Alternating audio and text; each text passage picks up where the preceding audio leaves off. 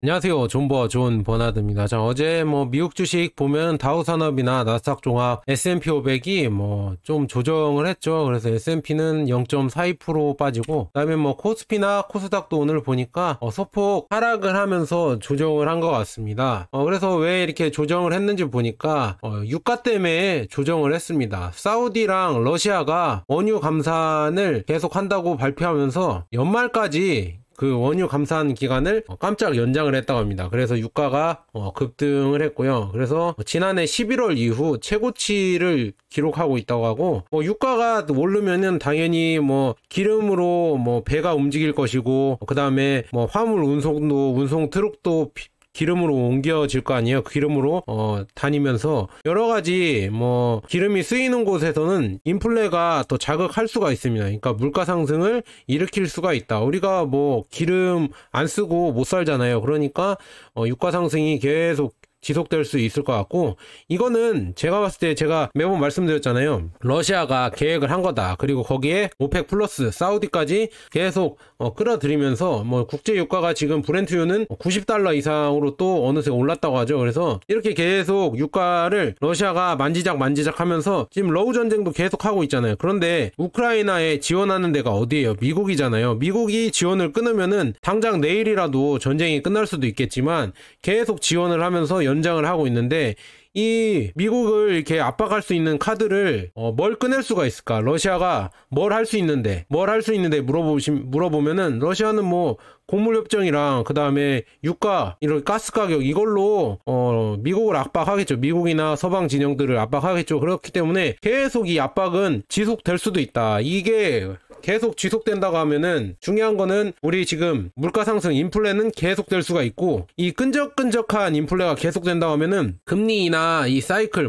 올해 연말에 금리 인하를 할 것이다, 아니면은 예전에 작년 초에는 내년 초에 금리 인하를 할 것이다, 아니면 작년 하반기부터 금리 인하를 할 것이다, 이렇게 얘기가 나왔는데 계속 금리 인상을 하면서 끌고 왔죠. 그래서 이제는 올해 하반기에는 무조건 동결하고 금리 인하를 할 것이다, 이렇게 예상을 하고 있지만, 이 유가가 계속 오르는 이상 그럴 일은 크지 않을 것 같다, 저는 그렇게 보고, 이 지금 미국과 러시아의 이런 패권 구도죠. 패권 구도. 그 다음에 거기에 중국까지 가세하면서 이런 패권 전쟁과 패권 구도가 계속되면은 결국 이 고유가는 지속될 수 있을 것 같다. 왜냐, 여기에 왜 사우디가 동참하냐면 오펙 플러스랑 고유가면은 자기들도 좋거든요. 그러니까 못 이기는 척 이렇게 계속 동참을 하면서 유가를 끌어올리고 싶어 하는 거예요. 감산하면서. 그리고 우리가 이제 전기차 시대로 넘어간다고 계속 하고 있잖아요. 근데 그걸 최대한 늦추고 수익을 올릴 수 있는 게 고유가로 이렇게 끌고 가는 것이다, 이렇게 볼 수가 있습니다. 그래서 이 전쟁이 언제 끝날 것이냐 이렇게 저한테 물어보면은 저도 모르겠습니다. 그래서 이것도 계속 될 것이고, 그래서 지금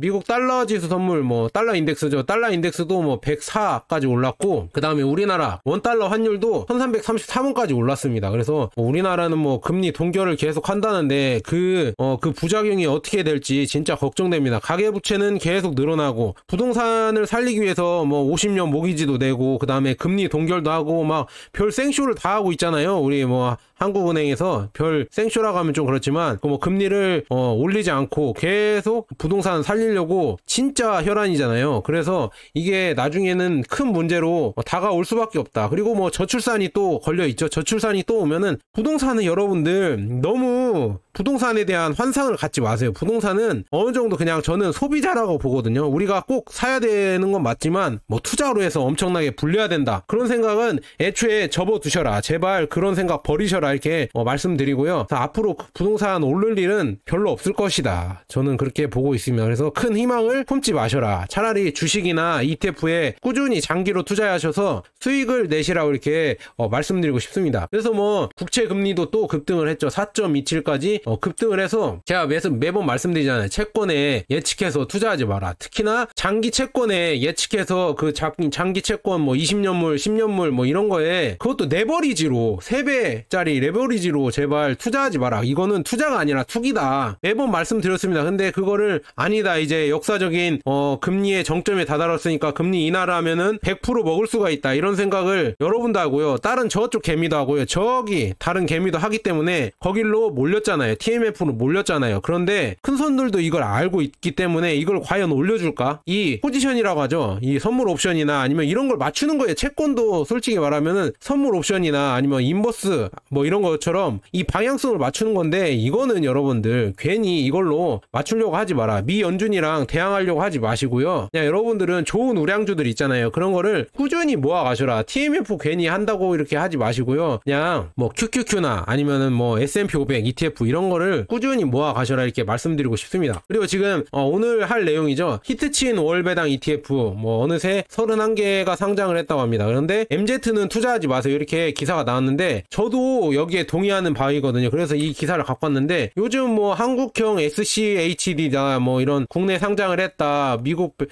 배당 다우존스 ETF 현황 뭐 이렇게 나오면서 타이거 뭐 신한 솔 에이스 뭐 이런 걸로 이렇게 해서 순자산 규모만 해도 2,947억 뭐 875억 187억 그리고 2,800억 1,429억 뭐 780억 이렇게 많이 되고 있고, 8월 30일 분배금만 봐도 34원, 주당 34원이고 90원, 57원 뭐 이렇게 되고 있습니다. 그런데 중요한 거는 제가 봤을 때는 이런 ETF들 있잖아요. 배당 ETF 뭐 매달 월배당을 준다, 그러면 이거 좋은 거 아니냐 이렇게 말씀하시는 분들이 있어요. 뭐 월배당, 그리고 특히나 월배당 ETF 관련해서 올리면은 사람들이 많이 봐. 배당주 배당주 투자하면은 뭔가 자기들이 뭐 주식에 투자하면서 안정적으로 하면서 배당까지 받고 막 일석이조 일석삼조 이렇게 되는 것처럼 생각하시는 경향이 있어요. 하지만 장기로 보면 일석삼조도 아니고 일석이조도 아니고 그냥 일석일조다, 저는 그렇게 보고 있습니다. 그냥 너무 이렇게 뭐 강하게 얘기해서 죄송하지만 여러분들이 확실하게 알고 넘어가셔야 되기 때문에. 그리고 저보고 물어보면 저는 배당 ETF 투자 거의 안 하거든요. 배당 ETF는 좋게 안 봅니다. 왜 좋게 안 보냐면, 이거는 나중에 길게 영상을 마련해 드리고 이 기사 보면서 한번 얘기해 보도록 하겠습니다. 뭐 국내 상장 31개나 있다고 합니다. 그래서 신한으로 시작해서 1년 만에 폭발적으로, 왜냐하면은 사람들이 너무 많이 좋아하니까. 이거 문제예요, 이거 문제. 그래서 분배금 지급 횟수만 늘어날 뿐 분배금 자체가 증가한 건 아니죠. 당연히 월배당으로 해서 월로 나눠서 주는 거예요. 뭐 1분기, 2분기, 3분기, 4분기 4번 나눠 줄 거를 12번으로 나눠서 주거나, 아니면은 1년에 한 번 줄 거를 뭐 12번으로 나눠서 주고 이런 건데, 뭐 분배금이 늘어난 것처럼 조삼 못 하죠. 많이 주면은 뭐 많이 주는 것 같은 것처럼 이렇게 분배금 자체는 늘어난 거 아니다, 이렇게 말씀드리고요. 소액 투자 시 분배금은 미미하다, 이게 중요하죠. 재투자하기도 애매하다. 그래서 매달 월급 받는 젊은 사람한테는 추천할 상품이 아니라고 저는 강력하게 말씀드립니다. 왜냐하면은 월 배당이란 게, 여러분들 월 배당을 받고 싶잖아요. 그거는 배당을 받아서 뭐 재투자를 하거나 아니면은 뭐 생활비로 쓰는 사람들에게 유리한 용도인데, 우리 MZ 세대들 회사 다니면서 열심히 매달 월급이 들어오잖아요. 그거 아껴서 또 투자를 하는 거고, 그렇기 때문에 매월 배당 받을 필요가 없어요. 여러분들 뭐 생활비를 쓸 필요도 없고, 그걸로 그냥 우리는 월급으로 생활비 쓰시고요. 그 다음에 월배당 ETF 말고 그냥 ETF들 있잖아요. ETF 장기로 우상향하는 뭐 S&P 500이나 나스닥 100이나 미국 테크 탑10 뭐 필라델피아 반도체 이런 거 ETF 투자하셔서 꾸준히 올라가는 이 ETF의 수익률을 즐기셔야지, 뭐 이거 월배당 받는다 이거 좋아해봤자 별로 좋지 않거든요. 이거 한번 읽어드릴게요.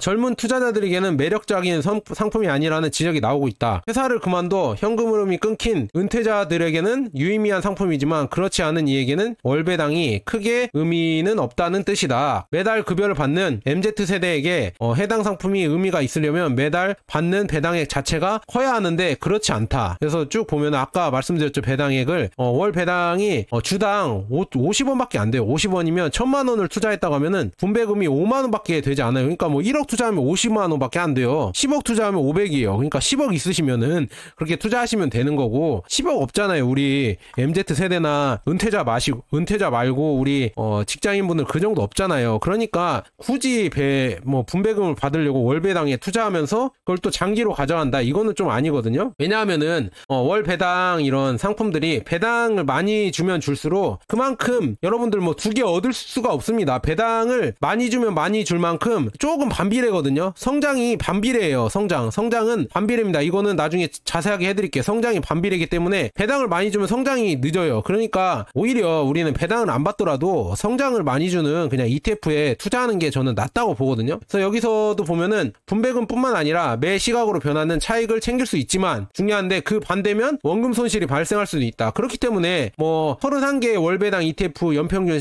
시가 배당률은 4.92% 20%인데 안정적인 수익을 추구하는 투자자라면 그냥 해당 상품보단 4.93 정기예금에 가입하는 편이 낫다, 이렇게 얘기가 나오고 있고, 월 배당 이런 것도 지금 조금씩 줄어들고 있다, 경쟁이 치열해지면서. 그래서 저도 이렇게 말씀드린 거예요. 그냥 차라리 배당 ETF에 투자할 거면은 새마을금고 뭐 고금리 상품 제출시 뭐 5%대 예금금리 뭐 이런 거 있더라고요. 그래서 뭐 5.5% 되는 뭐 예금 금리도 있고, 아니면은 서울 종로 중앙 새마을금고죠. 여기에서는 뭐 7.7% 특판 정기적금 뭐 이런 게 나온다고 하면 차라리 이런 데에 투자하는 게 낫지 않을까요? 월배당으로 하는 것보단. 그래서 저한테 이렇게 또 하시는 말씀이 있겠죠. 예적금 하지 말고 적금 저축하지 말고 그 돈으로 주식으로 저축하라고 하던 놈이 왜 갑자기 예적금을 추천하냐. 그러니까 제가 왜 이렇게 추천하겠어요. 그만큼 월배당 ETF는 제가 봤을 때는 그렇게 MZ세대, 그러니까 은퇴자분들은 당연히 돈이 많으시고 뭐 10억도 있으실 수도 있고요. 뭐 20억 갖고 계실 분들도 있고요. 그러면은 월배당으로 안정적으로 투자를 하셔서 월배당 받으셔서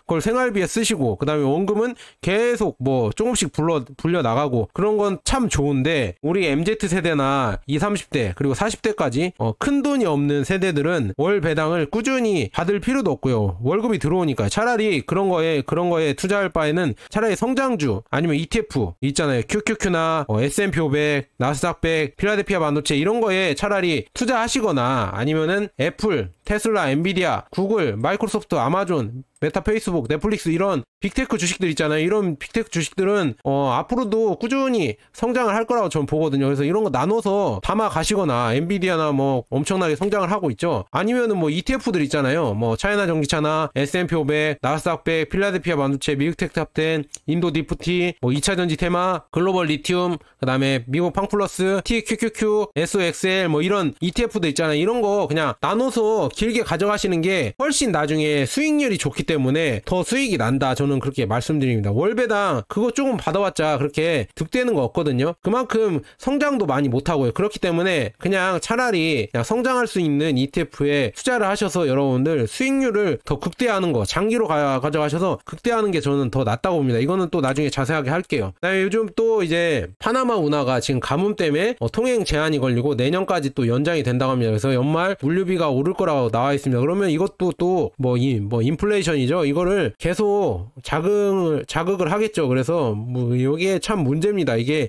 인플레이션 자극하고, 그 다음에 뭐 기후 변화 이런 걸로 더욱더 뭐 이런 뭐 곡물 가격이나 뭐 사료 가격이 급등하면은 그만큼 또 우리 물가가 올라가겠죠. 그래서 이게 참 걱정이 된다. 그러니까 우리나라도 모르겠어요. 뭐 물가가 많이 안 오른다고 하는데 환율이랑 유가를 보면은 물가가 오를 수밖에 없거든요. 그래서 금리를 이제는 올려야 되지 않을까. 왜 자꾸 동결하는지 저는 모르겠다, 이렇게 말씀드리고요. 그 다음에 테슬라가 지금 테슬라 매기 효과라고 하죠. 중국에서 가격 인하를 또 하니까 중국 전기차 업체들도 같이 덩달아서 가격 인하를 했다고 합니다. 그래서 6일 정강만보 등 현지 매체에 따르면 테슬라는 지난 1일 중국에서 신형 모델 3를 출시하면서 중대형 세단이죠. 중대형 세단인 모델 S와 중대형 SUV 모델 X 이거를 각각 53,000위안, 그러니까 968만원, 그 다음에 1,791만원을 인하했다고 이렇게 나와 있습니다. 이렇게 인하를 해서 가격 경쟁을 또 불러일으키고 있다. 그래서 뭐 다른 업체들 뭐 비아디나 니오, 샤오펑 뭐 이런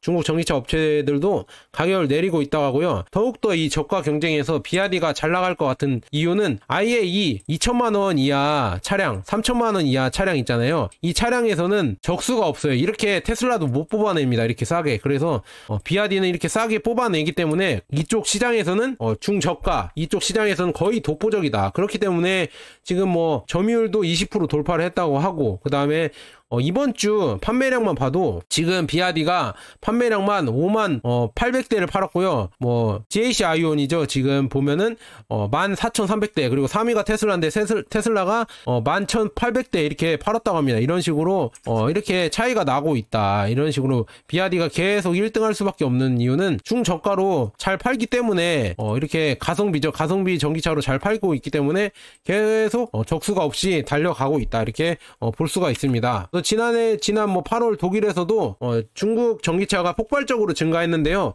니오가 전월 대비 834% 늘어났고 비아디는 403% 증가를 했답니다. 이런 식으로 계속 수출이 증가하고 있고요. 비아디는 뭐 미넨 오토쇼에서 실이랑 송 EV, 그 다음에 아토3, 돌핀, 한, 덴자 D9 이거를 전시하면서 지금 뭐 최근에는 뭐 C를 판매를 했다고 합니다. 그래서 송 EV도 곧 출시가 될 거라고 하고, 비아디는 지난해 15개국 EU 국가에 진출했으며 140개의 매장을 보유하고 있다고 이렇게 밝혔습니다. 그래서 비아디는 EU 판매 목표를 설정하고 있지는 않는데 그래도 뭐 많이 팔려고 하겠죠. 그래서 EU에 이제 본격적으로 유럽의 중저가 모델, 그다음에 독일의 이런 모델로 독일에 이렇게 진출을 해서 많은 수출을 하려고 하고 있다. 그러니까 앞으로 뭐 중국 전기차가 전 세계에 누비는 날이 곧 올 거라고 저는 계속 이렇게 말씀을 드립니다. 그러면은 미리 이 저점에서 이렇게 갖고 가시는 게 더 좋지 않을까, 저는 그렇게 보고 있거든요. 그래서 여러분들도 잘 참고하셔서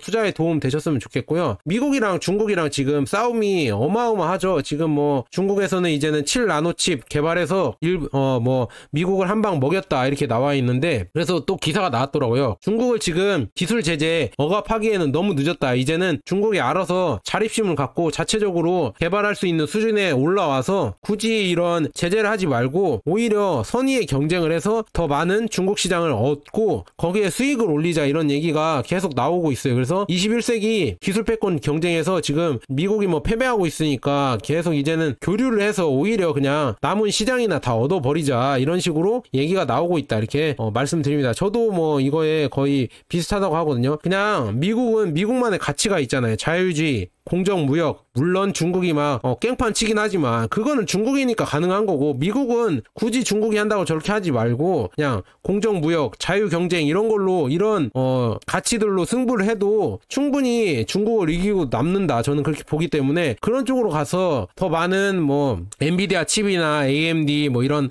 반도체들을 많이 수출을 해서 더 많이 수익을 올렸으면 좋겠다, 저는 그렇게 보고 있습니다. 서로 차단하지 말고 더 많은 교류를 해서 더 잘 사는 나라가 됐으면 좋겠고요. 미국이 지금 문제인 게, 지금 중국은 그렇게 어렵다고 해도 저축이 뭐 40% 50%가 가까이 돼요. 저축이 가계에서 40% 50% 되고 있고요. 미국에서는 오히려 저축이 거의 없고 부채만 엄청나게 많아지고 있어요. 그리고 뭐 신용카드 빚도 엄청나게 늘어나고 있고 모기지 빚도 늘고 있고 상업부동산 지금 언제 터지냐 이런 얘기도 나와 있고, 그래서 계속 빚이 늘어나고 있어요. 미국 재정은 부채 한도가 계속 늘어나고 부채 한도 협상을 해서 계속 늘려나고 있고, 그래서 국채를 팔으려고 중국에 계속 국채를 사달라 이렇게 계속 땡깡을 피우고 있고, 이런 것 때문에 앞으로 미국 뭐 경제가 뭐 좋아질 거라고 보고 있긴 하지만 미국 자체의 이런 펀드멘탈이라고 하죠. 이런 건 과연 좋아질지 의문이다, 이렇게 말씀드립니다. 뭐 애플이나 구글이나 이런 기업들은 범국가적, 그러니까 미국의 내에서만 있는 게 아니라 세계적인 기업이기 때문에 물론 미국이 피해를